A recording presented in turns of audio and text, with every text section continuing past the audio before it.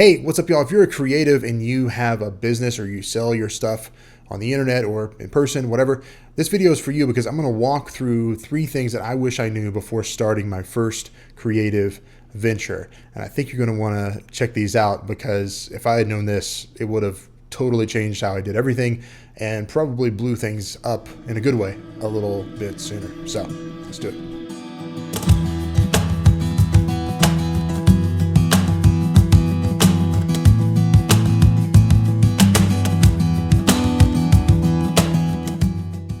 Hey, what's up, y'all? Welcome back to the channel. Today is going to be awesome. I'm going to walk you through 3 things that I wish I knew before launching my first creative venture. So let me let you know what that creative venture was.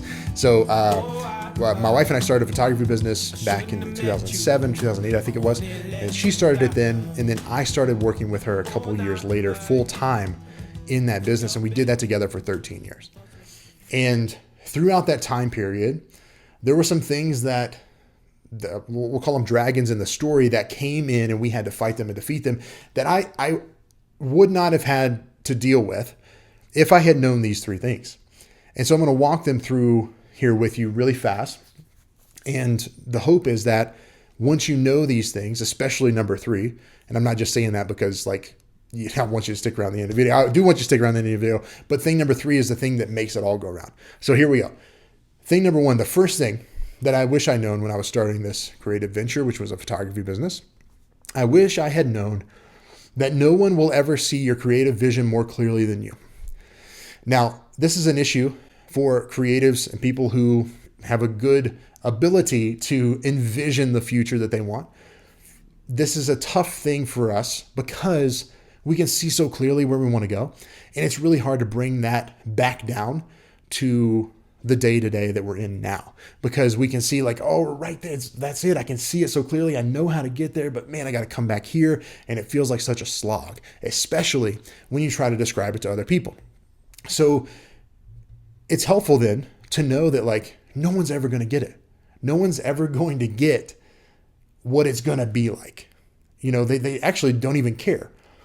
And it's hard to swallow that because you think oh, this is great. If you could just understand.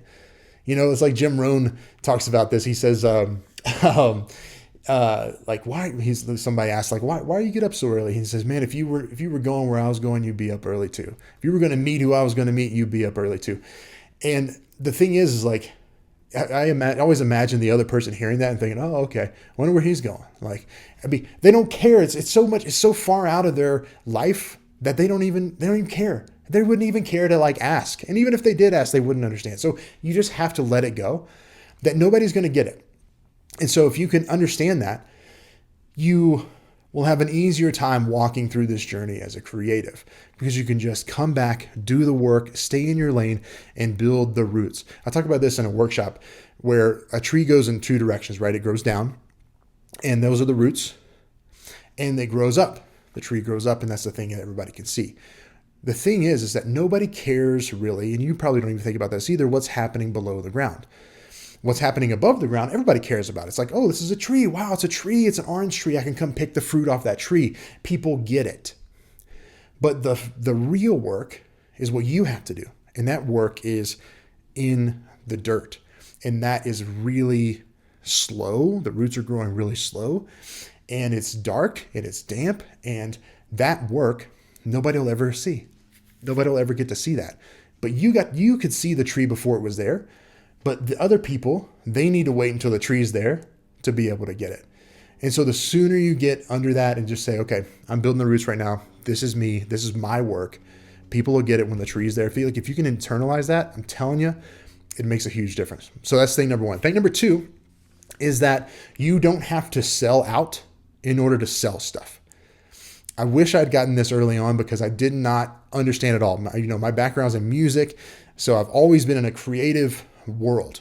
And there's this narrative that's a little toxic to us as people who make stuff and want to put it out in the world and hopefully make somebody else might want to, buy it. And that would be the ideal, right? We get paid to do stuff that we like to do.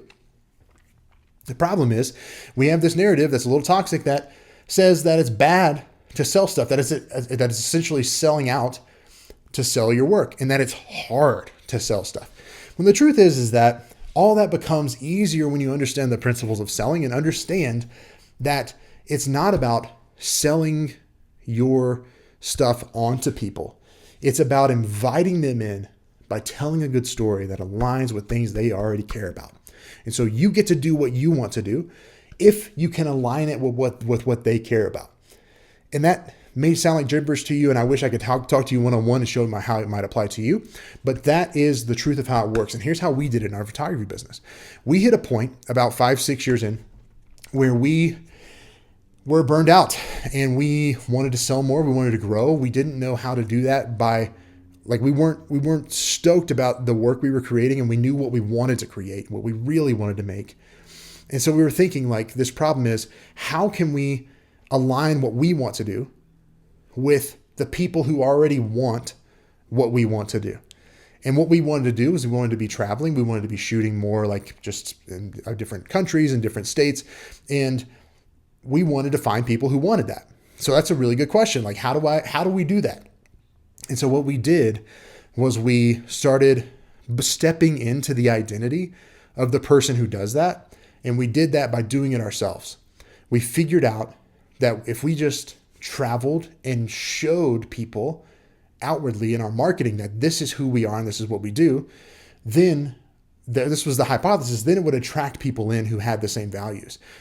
And what's crazy is, dude, it worked. It worked exactly like that. So now we get to do this is how it was. We got to do what we wanted to do, and it aligned with the people because they already valued this stuff.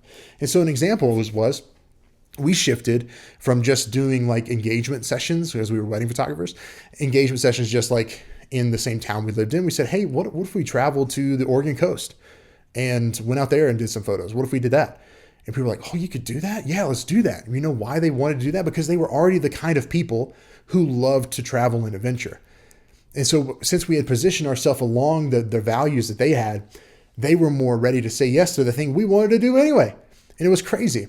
And on top of that, because of that, and because it was exactly what they wanted, we were able to double our prices for our work and get to travel more and do a lot of stuff that we wanted to do anyway that we thought was really cool. And from the outside looking in, it's oh, well, they must have gotten lucky and figured that out. No.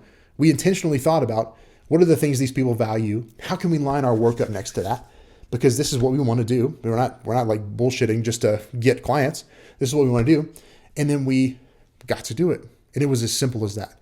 And that's how it works. So it's not about selling out. It's about creating alignment and values with the people who you want to bring in.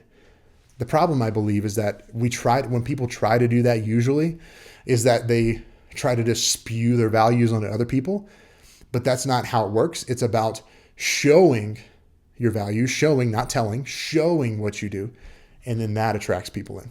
And so that's thing number 2. And then thing number 3 that I wish I knew before launching my first creative venture, and this is the key that made it all work, that made me able to figure out the first 2 things ahead of time. It was this thing. So please don't miss this. Your most valuable asset will always and forever be your creativity and your ability to access it. So we take this thing for granted that we call creativity. We take it for granted and we use it and we think, oh, this is just a natural thing that we have. But the reality is that it can dissipate to a level where you can't access it. It will never disappear fully. But the problem is it withers away, just like a plant that hasn't been watered, right? And so we have to figure out how to water this plant that is the creativity in our mind. And this is something that people look over way too many times, and people just want to talk about well, how do I get more clients? How do I do this? The answer is creativity. Have you taken care of yourself as a creative? Have you developed a system as a pro creative to make sure that you can access creativity, infinite creativity, whenever you want? And if you haven't, the truth is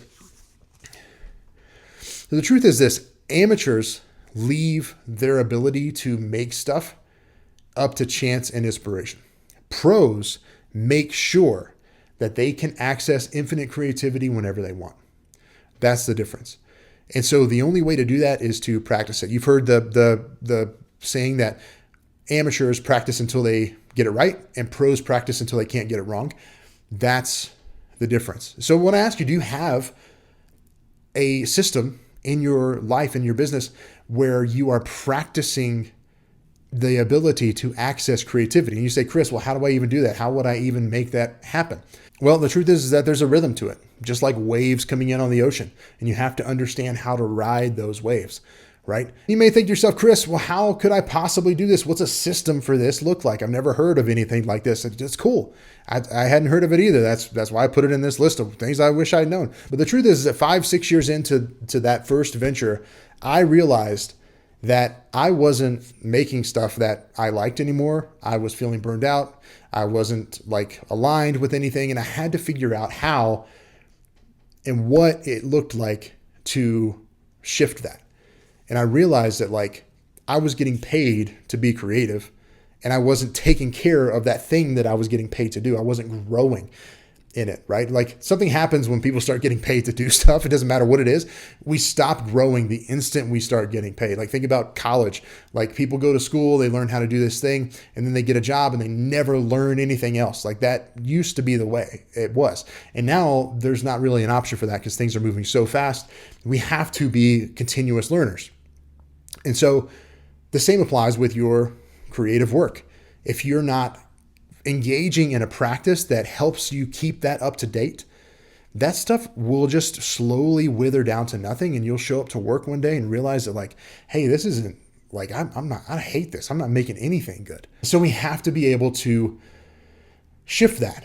And I developed a system for that. You can go to resilientcreative.com/90 to to see more about the system there. If you want to check it out, that's totally cool. If not, no worries.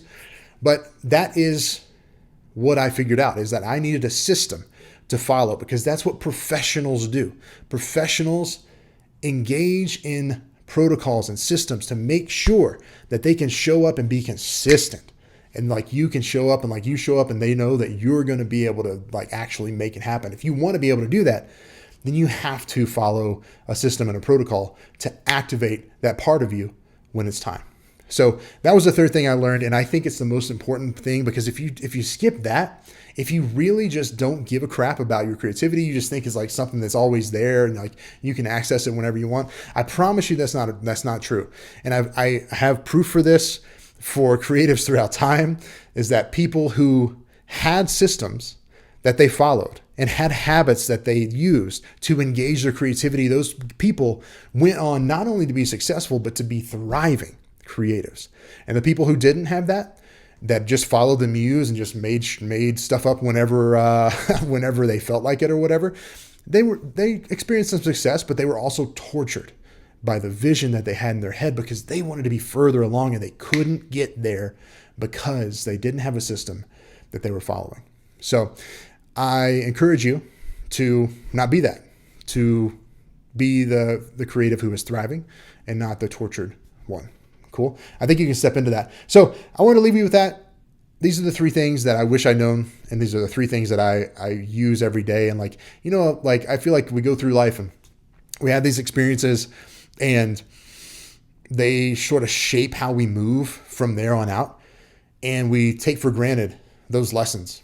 And so today I just wanted to document these lessons for you, bring them to you in hopes that you won't fall into the same traps I did, and you can catch this earlier than I did. So I love you guys. Thank you so much for being here. I really appreciate you. Hey, make sure you like and subscribe this video if you want more of these. I post these weekly, and I'd love to have you on here. So until next time, y'all, talk to you soon. Bye.